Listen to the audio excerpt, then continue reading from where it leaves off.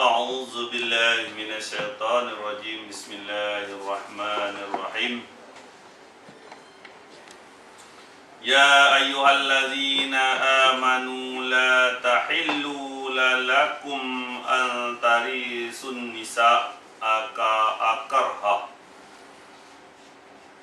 Hai orang yang beriman, tidak halal bagi kamu mempusakai wanita dengan jalan paksa, dan janganlah kamu menyusahkan mereka kerana hendak mengambil kembali sebahagian dari apa yang telah kamu berikan kepadanya, kecuali bila mereka melakukan pekerjaan keji yang nyata, dan bergaulah mereka dengan cara yang patut.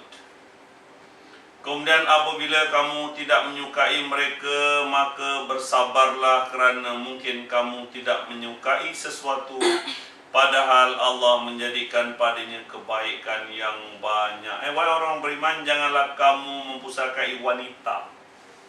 Ada pula wanita jadi pusaka. Nah, ini kebiasaan orang Arab jahiliyah dahulu.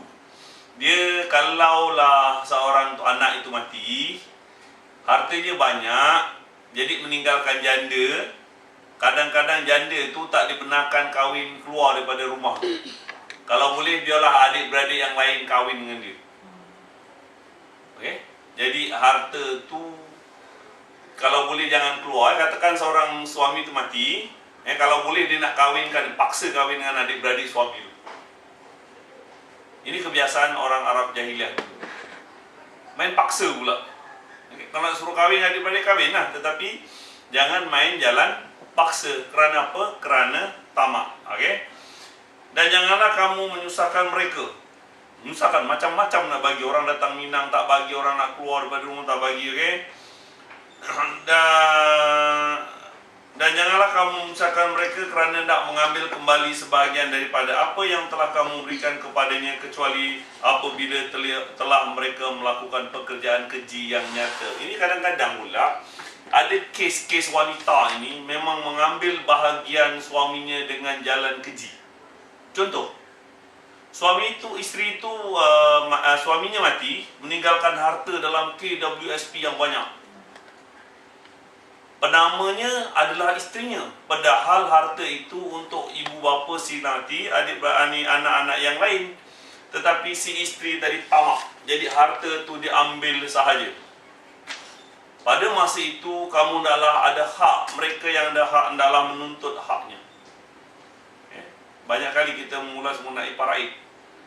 Mula seorang perempuan yang baik, suami yang baik, apabila suami mati, isteri mati, duit melonggok, mata iblis pun datang. Jadi tidak ada jalan yang halal untuk kamu mengambilnya kembali daripada perempuan itu, kecuali kalau mereka membuat perbuatan keji yang nyata. Maksudnya itulah salah satunya, iaitu dia mengambil harta pesaka. Si mati itu mentang-mentanglah penama itu atas nama dia je. KWSP takkanlah nak nama senarai yang banyak-banyak, anaknya siapa yang boleh. Itu cuma memudahkan dia mengambil balik harta KWSP itu, supaya jangan ada ramai sangat nak menuntut. Sepatutnya duit itu dibagi ikut faraid. Tetapi kalau dia keji, melakukan keji tersebut, maka awak boleh ambilnya ke mahkamah ataupun dengan cara yang lain yang lebih ma'ruf. Okay? Dan bergaulah dengan mereka dengan cara yang patut. Ini kadang-kadang kalau tengok sejarah Nabi, apabila Abdullah mati, Aminah ikut mertua dia. Aminah ikut masa mengandung, mengandung Rasul, dia ikut pada mertuanya. Dalam keadaan begini, kamu hendaklah bergaul dengan mereka dengan cara yang baik. Kadang-kadang menantu ni dah ikut mertua, anak pula mati. Ada cucu-cucu ataupun hasil lagi dalam kandungan, maka pada masa itu Allah perintahkan bergaul dengan mereka yang baik. Kemudian apabila kamu tidak menyukai sesuatu, maka sabar je. Maklum, menantu dah janda, tiba-tiba ada lelaki telefon, datang rumah dan sebagainya. Okey? Alright? Maka bersabarlah kerana mungkin kamu tidak menyukai suatu, padahal Allah menjadikan padanya kebaikan yang banyak. Ingat, kalau dia buat kejian nyata, maka keluarkanlah mereka daripada rumah mereka. Kita sudah mengulas tentang talak. Jika kamu ingin mengganti istri kamu dengan istri lain, kalau nak tukar istri boleh. Boleh. Sedangkan kamu telah memberikan kepada seorang dari antara mereka dengan harta yang banyak, kalau dah kasih harta, maka janganlah kamu mengambil kembali daripadanya barang sedikit pun. Kalau dah suami dah kasih istrinya itu harta banyak, okey, kemudian dia nak cerai, jangan sekali-kali kamu ambil harta itu kembali. Doktor ingat kes dulu dekat Pahang, suaminya sakit hati nak buat operation dekat China. Jadi harta tu diserahkan pada isterinya, semua harta, duit, kebun, tanah pada isterinya. Balik daripada operation, rupanya suaminya sihat balik. Dia minta duit balik daripada isterinya. Isterinya tak bagi. Okey, dibawa ke mahkamah, kalah. Daripada segi hukum, salah, tetap salah. Tetapi antara perjanjian antara dia dengan keduanya, Allah lah lebih mengetahui. Kalau dia dah bagi, tak boleh, berarti tak boleh. Tang wanita itu bohong atau lelaki itu bohong, kita tak tahu. Mahkamah terpaksa mengambil keputusan tak boleh pulang balik. Ini masyarakat kita, tamak akan harta. Okey, kita tak tahu mana satu yang salah. Jika kamu nak mengganti istri kamu dengan istri yang lain, sedangkan kamu telah memberikan kepada seorang di antara mereka harta yang banyak, maka janganlah kamu mengambil kembali daripadanya barang sedikit pun. Awak dah kasih pada istri Ferrari ke rumah ke benda, serahkan. Jangan kamu ambil balik. Okey? Apakah kamu akan mengambil kembali dengan jalan tuduhan yang dusta, dengan menanggung dosa yang nyata? Main tuduh-tuduh je. Kau dulu janji macam ini, kau kasih rumah, duit sementara kat kau, minta balik. Jangan tuduh. Bagaimana kamu nak mengambil kembali, padahal sebagian kamu telah bergaul dengan cara dengan yang lain sebagai suami isteri, dan mereka isteri itu telah mengambil daripada kamu perjanjian yang kuat. Perjanjian yang kuat. Maksud dia, kalau tengok ayat 43 ayat 34 nanti, isteri ketaatan dia berpindah daripada taat kepada ibu bapa. Apabila dah berkahwin, dia taat kepada suami, dah bukan kepada ibu bapa lagi. Apa yang isteri ada, awak laki boleh susah sangat naik motor pret keluar habis itu. Awak tak suka satu isteri, awak boleh kahwin 2, 3, 4. Tapi kalau seorang isteri, apa yang dia ada? Awak dah kasih duit, awak nak ambil balik, jangan. Jangan. Itu sebabnya kadang-kadang kita tengok dalam akad nikah, wah, punyalah gembira sangat dalam akad nikah ni. Dia tak nampak benda itu satu amanah dari Allah. Okey, gembira kahwin gembira lah, tapi memang sabar lah. Sampai tak ingat dunia bahawa perkahwinan itu adalah satu amanah. Berpindah ketaatan seorang perempuan itu daripada taat kepada ibu bapa kepada taat kepada suami. Kalau dia tak taat kepada suami, tak taat kepada Allah, dah kira nusus. Perempuan tak ada hak untuk meninggalkan suami. Suami boleh nusus, aku boleh nasihat, aku boleh pukul, aku boleh tinggalkan daripada tempat tidur. Habis perempuan, jangan. Perempuan itu adalah amanah. Perempuan itu adalah amanah. Dan janganlah kamu kawini wanita-wanita yang telah dikawini oleh ayah kamu, terkecuali pada masa yang telah lampau. Janda bapak dia nak kahwin. Ini kebiasaan, mungkin ayat diturun berkenaan orang-orang yang dahulu, tak zaman bila barangkali. Sesungguhnya perbuatan itu amat keji dan dibenci oleh Allah dengan seburuk-buruk jalan untuk ditempuh. Kahwin dengan mak tiri. Okey, tak boleh. Kadang-kadang bapaknya dah kahwin dengan perempuan cantik, muda. Okey, alright. Lepas tu bapaknya mati, anak laki biang. Datang biang kepada mak muda dia. Tak boleh. Dekat kampung doktor dulu, anaknya mati, anak lakinya. Bapaknya pula biang dengan menantu. Rosak. Akhirnya perempuan tu bawa lari ke Indonesia, perempuan Indon. Mana boleh? Tengok ayat seterusnya. Haram. Diharamkan atas kamu mengawini ibu-ibu kamu. Tak boleh. Gila. Anak-anak kamu yang perempuan, mana boleh kahwin dengan anak? Kucing boleh lah. Saudara-saudara kamu yang perempuan, adik-beradik.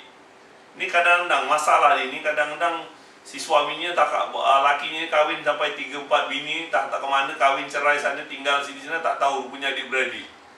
Baik-baik. Okey, nak kena jelas. Kadang-kadang bila macam tu kena ceraikan, dah timbul banyak masalah, itu mahkamah punya kerja. Nak dicek ni betul-betul bapaknya yang sama ke, DNA ke, tes DNA ke tak. Okey? Haram kahwin adik-beradik, okey? Saudara bapa kamu yang perempuan kahwin dengan makcik tak boleh. Saudara ibu kamu yang perempuan, anak-anak perempuan dari saudara lelaki kamu, anak-anak perempuan daripada saudara-saudara yang perempuan kahwin dengan anak saudara, tak boleh. Peraturan Allah benar beri peraturan dia. Ibu-ibu yang menyusukan kamu. Ni ada juga orang-orang mengarut. Tapi kalau suami isap susu isteri dia tak boleh kahwin, dia tak penting ni kes. Bazir waktu je nak dilayan. Dan terang-terang ibu yang menyusukan berarti masih baby. Ulama terpaksa buat macam-macam fatwa. Sekurang-kurangnya 3 kali susuan atau 3 kali sebit. Alah, itu punya ulasan je. Kalau ada ibu susuan berarti baby di bawah 2 tahun. Ini cuma nak bazir, nak buat lawak je kat Mauludi Rasul. Tak payah. Okey, tinggalkan ceritanya tu, okey? Saudara perempuan sepersesuan, ibu-ibu isteri kamu, ibu mertua, anak-anak isteri kamu dalam pemeliharaan kamu, kahwin dengan anak tiri, tak boleh. Ini teringat Rhodes King. Dia nak kahwin dengan anak isteri dia, tak boleh. Okey, pancung kepala Nabi Ayub. Tak Yahudi. Bukan semua Yahudi jahat, okey? Tapi yang tu memang jahat.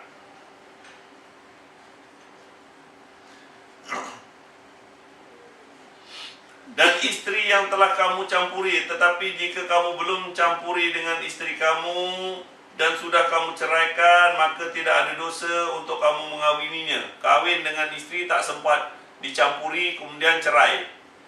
Ataupun baru kahwin, tiba-tiba mati, belum campur, ada anak tiri, boleh kahwin. Ingat? Alright? Awak dekat situ Allah jadi saksi antara kamu, sebab Allah lebih mengetahui apa yang terjadi. Okey?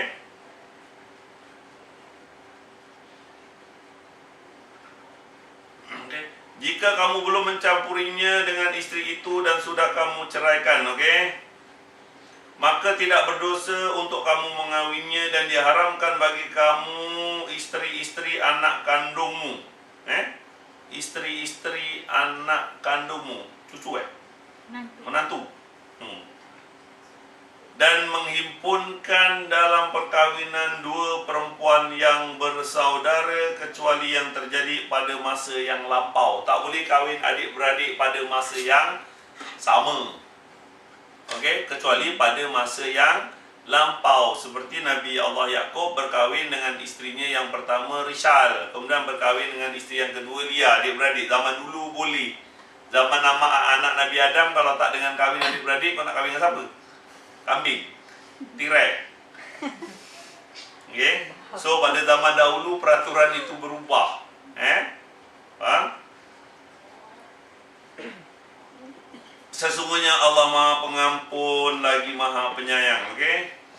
Diharamkan juga mengawini wanita yang bersuami. Baik-baik. Baik ni kadang-kadang banyak kes berlaku ni. Dekat Indon dia dah ada suami, dekat sini kata aku janda. Kat sana entah tak dicerai pun. Rupanya kat sana dia kata cerita tak ada surat cerai ke apa. Tahu kau. Okey, baik-baik nikah kena betul-betul, ada surat yang jelas. Jangan nikah tak ada surat sana sini, bawa pokok, bawa kolong sebagainya, kan susah. Okey. Nikah misar sah walaupun bawa kolong. Sah tetap sah tapi menyusahkan orang. Sah itu sah. Atau misaran, okey. So sah-sah tapi jangan nyusahkan orang. Kalau perlu daftar, biar jelas, okey. Diharamkan mengawini wanita yang bersuami kecuali budak-budak yang kamu miliki. Hamba. Walaupun dia suami boleh kahwin. Ini zaman perang, dah beritahu awak ini hamba saya, bukan hamba abdi. Hamba saya dapat jalan perang atas jalan perang sahaja. Kalau dalam peperangan, dah perang dah tak tuhala, Islam mengalahkan musuhnya. Waktu suami orang tu dah lari lintang kukang dah mana pergi, takkan nak biarkan dia perempuan dengan anak-anak kat situ. Maka pada masa itu boleh berkahwin isteri orang sebab dia sudah lagi menjadi hamba sahaya, bukan perempuan yang merdeka. Ingat, hamba sahaya berlaku untuk sementara darurat perang saja, kan? Allah telah menetapkan hukum itu sebagai ketetapannya atas kamu dan dihalalkan bagi kamu selain daripada yang demikian untuk mencari isteri-isteri dengan harta kamu untuk dikahwini, bukan untuk zina. Berkahwin atas dasar agama, untuk kahwin, bukan untuk zina. Bukan untuk melepaskan hajat orang lain, lulu Cina buta. Engkau kahwin dengan isteri aku, tapi engkau jangan campur dengan dia. Lepas 3 hari engkau ceraikan dia, aku nak kahwin balik. Kahwin atas dasar apa? Sah-sah, tapi agama dia buat main-main. Sah, tak ada siapa nak berani menyalahkan. Sebab janji antara mereka, yang akad nikahnya, saksi kata sah, aku terima nikah, sah. Lepas tu rupanya belakang dia ada janji dengan bekas pakwu suami dia, dengan suami perempuan tu. Okey, janji, kau kahwin jangan campur. Lepas kahwin, cerai. Nanti aku nak kahwin dengan dia balik. Aku kasih kau 10,000 nak. Tak sanggup. Lulu Cina buta. Jangan, okey? Kahwin memang untuk perkahwinan atas dasar agama, bukan untuk zina. Maka isteri-isteri yang telah kamu nikmati, campuri di antara mereka. Berikanlah kepada mereka maharnya dengan sempurna sebagai satu kewajipan. Dan tidak mengapa bagi kamu terhadap suatu yang telah kamu saling merelakan sesudah menentukan mahar itu. Kadang-kadang nantilah, ni kahwin dulu, mas kahwin tu kemudian. Tak sabar, baik kita kahwin dulu. Okey, kalau tak jadi zina sana sini, ni hantaran kau minta mahal sangat 10,000. Nanti kalau dah kahwin bisa aku bayar. Tapi kalau saling menghalalkan, janji kat depan ramai ni mas kahwinnya 10,000 dirham. Okey, tapi duit ada 1,000 je, yang mana 9,000 nanti. Tapi bila dah kahwin, si isteri kata menghalalkan, tak apalah bang, dah kahwin sudahlah. Kalau isteri aku pun duit kau juga, kira halal, best. Dibenarkan, kan? Mungkin tidak berlaku dalam negara kamu. Peraturan agamanya adalah untuk seluruh manusia. Okey, mungkin atas sebab-sebab tertentu. KWSP keluar tahun depan. Aku ada duit 1,000 dulu, aku hutang sampai tahun depan. Tak ada interest saya, tolong. Habis kena biarkan sana sini, bawa sana sini, baik kahwin dulu. Mahar kemudian tak mengapa, okey? Dan tidak adalah mengapa bagi kamu terhadap suatu yang telah kamu saling merelakan sesudah menentukan mahar itu. Sesungguhnya Allah mengetahui lagi maha bijaksana. Dan barang siapa di antara kamu orang yang merdeka tidak cukup belanja untuk mengawini wanita merdeka beriman. Nak kahwin perempuan merdeka yang beriman tak ada duit, mahal biasa orang perempuan merdeka ni. Okey? Maka dibolehkan mengawini wanita beriman dari budak-budak yang kamu miliki, hamba sahaya. Awak boleh kahwin dengan izin tuannya. Allah mengetahui keimanan kamu, sebagian kamu adalah sebagian yang lain. Kerana itu kahwinilah mereka dengan seizin tuan mereka dan berikanlah mas kahwin mereka menurut yang patut. Ini susah ini abstrak lah. Peraturan kahwin dengan hamba saya ni abstrak. Macam mana nak minta izin daripada tuannya, dia masih lagi hamba. Maka hamba itu boleh kahwin dengan pakai dengan tuannya pun boleh pakai, kan susah. Jadi peraturannya agak abstrak, begitu abstrak. Ini berlaku semua zaman perang aja, okey. Cuma kita boleh apa yang tahu daripada Al-Quran, okey. Sedang mereka pun wanita-wanita yang memelihara diri. Ada orang hamba saya ni pun orang yang jaga kehormatan. Bukan dia nak jadi hamba. Apa nak buat, suaminya yang kafir, suaminya yang dah dibunuh, dia terpaksa jadi hamba. Seperti mana perempuan-perempuan Bani Quraizah, selepas dipancung 2,300 kepala orang Yahudi, habis anak-anak Yahudi, perempuan Yahudi jadi apa?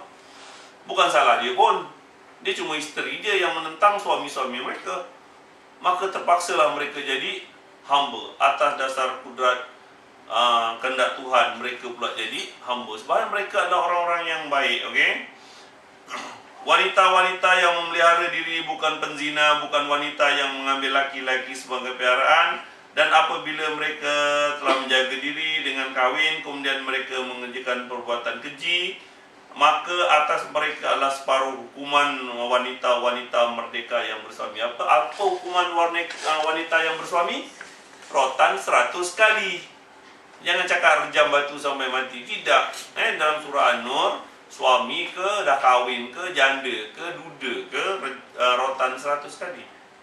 Jadi kalau hamba, perempuan itu hamba, dah jadi isteri yang sah, dia zina juga, maka dia kena separuh, berarti 50 kali rotan. Bukannya rejam 3 suku mati ke separuh mati, bukan. Okey.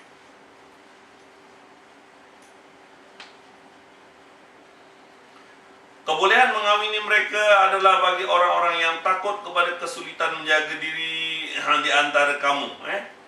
Takut. Takut dah tak tahan menahan nafsu lah apa benda daripada kau jadi pelacur ini. Kahwinlah dengan perempuan hamba yang beriman ni. Murah sikit tak apa. Antaranya mungkin RM300 atau sebagainya. Okey, ini jaga orang yang tidak menahan diri, tak boleh dikawal. Okey. Dan kesabaran itu lebih baik bagi kamu. Kalau boleh jangan kahwin dengan hamba. Sabar saja. Lama-lama hamba ini merdeka, awak kahwinlah.